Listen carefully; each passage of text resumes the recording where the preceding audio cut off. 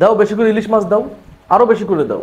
ওই যে ইন্ডিয়া দিচ্ছে আমাদের বেশি করে, ওই লালমনিরহাট কুড়িগ্রাম অলরেডি পানির নিচে চলে গেছে, 60,000 মানুষ পানিবন্দী হয়ে গেছে। দাও, বেশি করে দাও।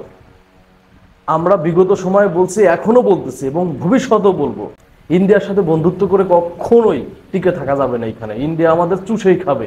ওই বন্ধুত্বের নামে এলাকার কিছু বন্ধু থাকে না, দেখবেন বাজারে এক কাপ চায়ের বিলও দেয় না। আমার ছিল অনেক সারা জীবন খাইছে, সারা জীবন মনে করেন চুষে খাইছে। কি করছে?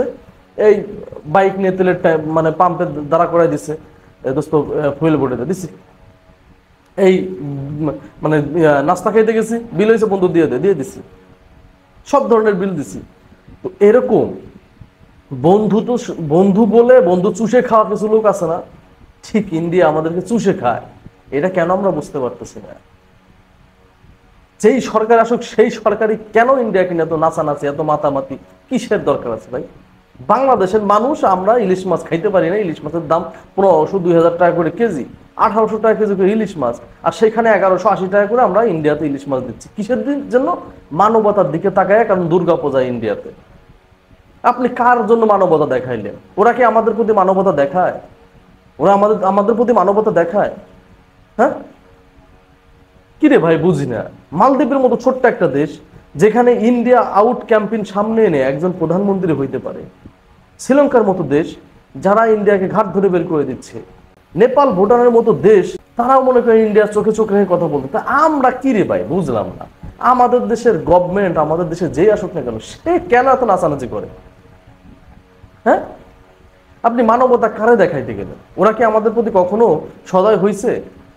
হ্যাঁ, কখনো সদয় হয়েছে ওরা? এই কিছুদিন আগে ফেনীতে মানে ইচ্ছাকৃতভাবে পানি ছেড়ে দিয়ে কি একটা অবস্থা করলো।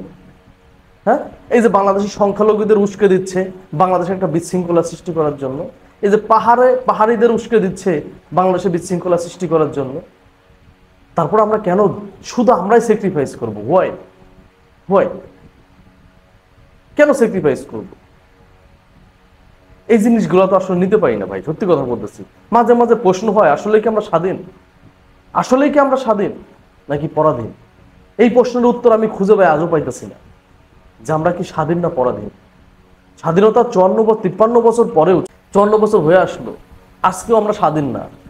ইন্ডিয়ার গোলামির থেকে বের হইতে পারলাম না। বাংলাদেশে কি প্রধানমন্ত্রী হবে? কোন সরকার কয়দিন ক্ষমতা থাকবে ইন্ডিয়ার সিদ্ধান্ত নিয়ে নেয়। হ্যাঁ, হোয়াট ইজ দিস? কি দরকার ছিল এমন স্বাধীনতার? বলেন। পাকিস্তানের সাথে তাহলে থাকাই তো ভালো ছিল, অ্যাটলিস্ট ইন্ডিয়ার চোখে চোখ রেখে তো কথা বলতে পারতাম।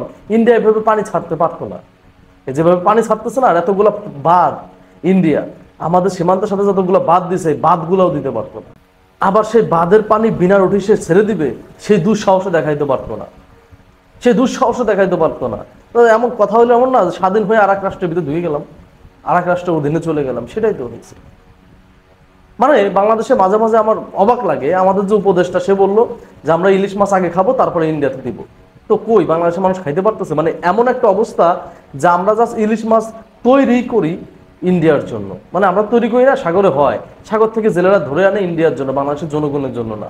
কারণ ইন্ডিয়া দাদাদের দিতে হবে, না দিলে দাদারা আমাদের উপর ক্ষিপ্ত হয়ে যাবে। কিসের মানবতা? কাকে মানবতা দেখাইতে চান? যাদের ভিতর মানবতা ছিটা ফোটা নাই তাদেরকে মানবতা দেখাইতে চান? হ্যাঁ, যাদের ভিতর মানবতা ছিটা ফোটা নাই তাদেরকে কেন আপনি মানবতা দেখাইতে চান? যেমন কুকুর তেমন মুগুর, একটা কথা আছে না? কিছু কিছু জায়গাতে এইটাই দিতে হবে, তাছাড়া আপনি টিকে থাকতে পারবেন না। যেমন কুকুর তেমন মুগুর দিতে হবে। যদি আপনি এটা দিতে পারেন তাহলে আপনি টিকে থাকতে পারবেন। এটাই বাস্তবতা। তা না হলে টিকে থাকা সম্ভব না বর্তমান দুনিয়াতে।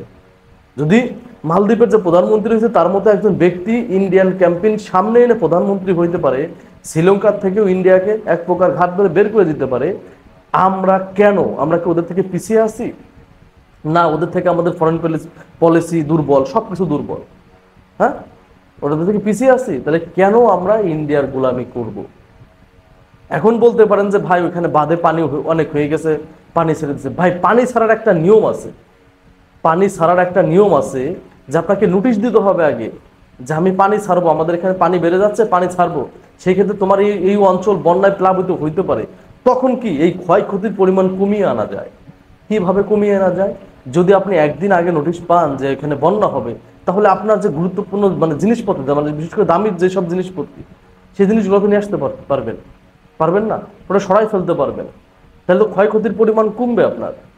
এই সিলেটে যে বন্যা হইলে একটা মানুষের হাঁস, মুরগি, গরু, ছাগল কোনো কিছু ছিল? কারণ জানতোই না বন্যা হইতেছে। 1 ঘন্টায় পানিতে ডুবে গেছে, সে গরু ছাগল কিভাবে সরাবে? দেখেন নাই যে মরে মরে ভেসে আছে? এই যে ক্ষতি, এই ক্ষতি কি পোষায় নেওয়া যায়?